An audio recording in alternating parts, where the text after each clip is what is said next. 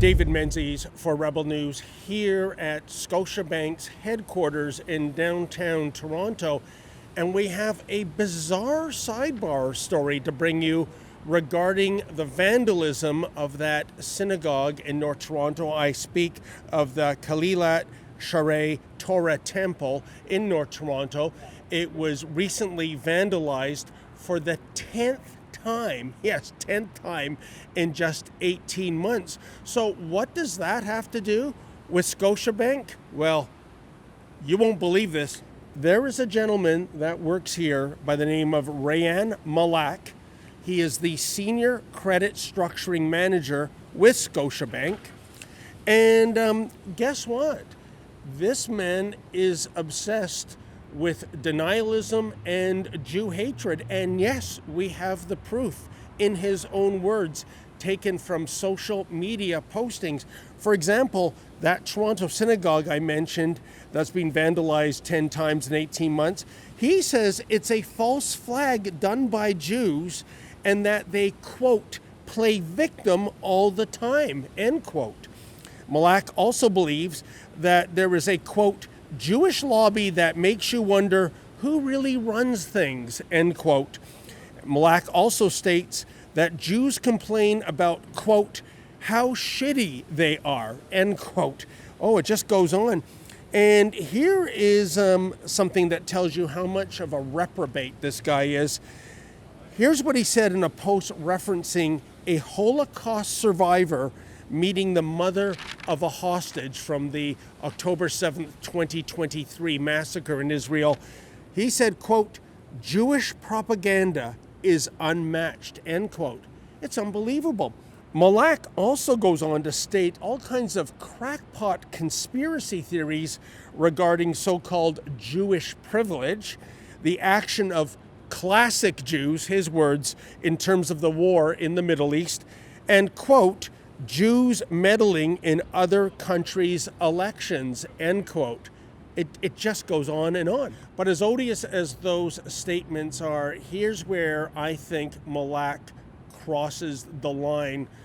It's his desire that meteors fall on Israel, killing its civilian population.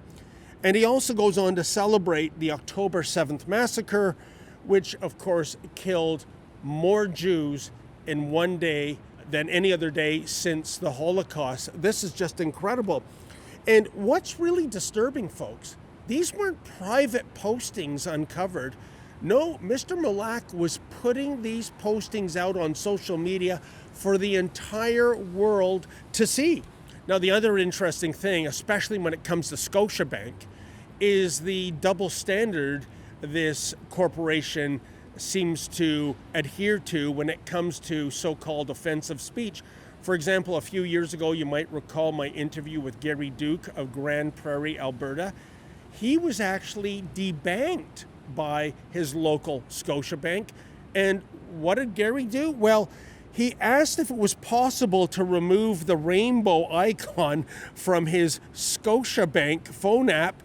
And in the name of inclusivity, Gary was excluded from ever doing business with Scotiabank again. He had to move all his accounts to another lending institution. And then you might remember Toronto senior citizen Jane. She does not want to give her last name. She's worried about getting more reprisals from other banks. But she was debanked from a downtown Toronto Scotiabank a couple of years back too. Why?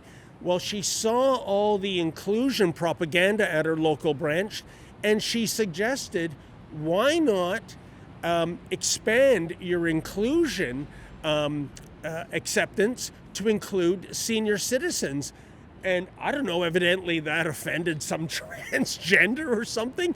And this senior citizen, again, was shown the door. And let us never forget, folks, how in February of 2022, Scotiabank, along with all the other big banks, debanked Canadians who committed the egregious sin of donating to the Freedom Convoy.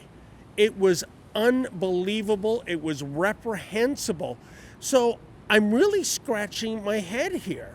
Why is there one standard for those who complain about Scotiabank's DEI propaganda, those who contribute to the truckers, and yet there's another standard for someone who is a horrible anti-Semite. Now, we did go into the bank to speak to Mr. Malak. Apparently, he's not there. We've reached out to media relations. This bank, as you can imagine, has an entire media relations team. They don't even acknowledge our request for comment. And when we talked to security, well, we were told, sorry, nobody's home. Here, check it out. I'm here to see either one of two people. The first fellow is Rayan Malak, and he is the senior credit structuring manager. For what address are you supposed to be at? I think it's here. I think it's head office. 40 Temperance? Yes. Do you have an appointment? I do not. The other person is Claire Dawson. She's with media relations here. Ooh, you may be at the wrong location. My colleague here Oh, gets you direct. sure. Thank you, sir. And the surname is Malak, Malak. Yeah, if we're in the wrong place, we'll just go to the right place. Well, most likely you got to walk to. Oh, is that right? This is the head office, though, isn't it? Or? He'll let him tell you. Okay, thank you. Yeah, so how do you like that, folks? This tower, 34 stories, and there's nobody in the bank. There is nobody in media relations. And by the way, I think this says something about how reviled our banks are. I couldn't help but notice that little additional gateway to the elevator banks that reach up to the executive offices of Scotiabank. It is a card entry. You just can't get on the elevator. There's security guards, and there is a special card lock that opens the individual gates for you to go into the Scotiabank. So, hey folks, as we were just wrapping our report, a friendly Scotiabank employee came out, asked us what we were reporting on, and he told us that where we were is the North Tower. I guess Scotiabank is so big they have multiple towers, so a couple of football fields away, here is another tower. That looks to be about 70 stories, I would say. So while we're downtown, let's make a house call, see if anyone in media relations or Mr. Malak can come on camera and give us their side of the story. Hey, how you doing there? So unfortunately, we don't allow any filming in Oh, our building. okay. I'm here to speak to somebody in media relations. I've reached out to Claire Dawson, sir, and I haven't had my email acknowledged. I could give you an email to reply to. Oh, no, I've already got her email, but it's regarding this employee, Rayan Malak, who's been basically spouting anti-Semitism online. And would he be working in this tower? No comment at this time, brother. Sorry.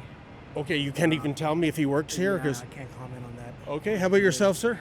I couldn't tell you either. Okay, that's we're not here to cause you trouble. We're just here to get their side of the story, right?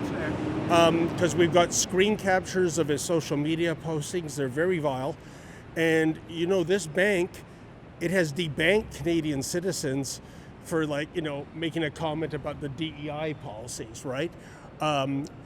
It debanked Canadians for giving to the trucker convoy in 2022. So, how does someone spouting vile anti-Semitism?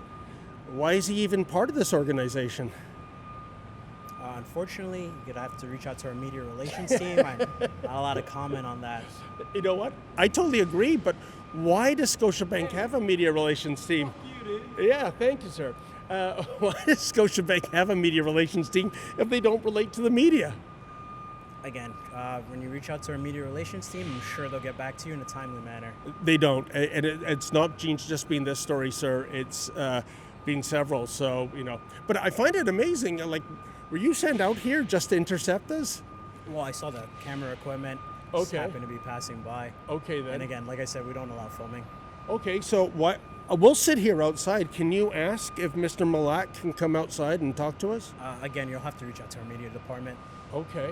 Yeah. All right. Okay. And unfortunately, you are allowed to film on the sidewalk, but this is property of Scotia Plaza. Okay. Well, we'll make our way then. I'll tell you what. Can I give you my card? And if you can reach out to the media relations department or Mr. Malak, I'm more than happy to hear. All my coordinates are there, sir. Thank you. Okay. Appreciate it. Have a good night. Bye-bye.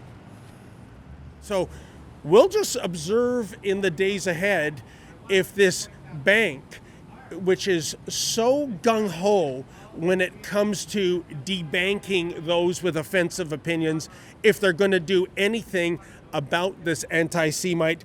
Because you see, you utter a word that goes against the woke agenda of Scotiabank, you are showing the door, but you deny the Holocaust, you advocate for genocide, and you work for the bank, guess what?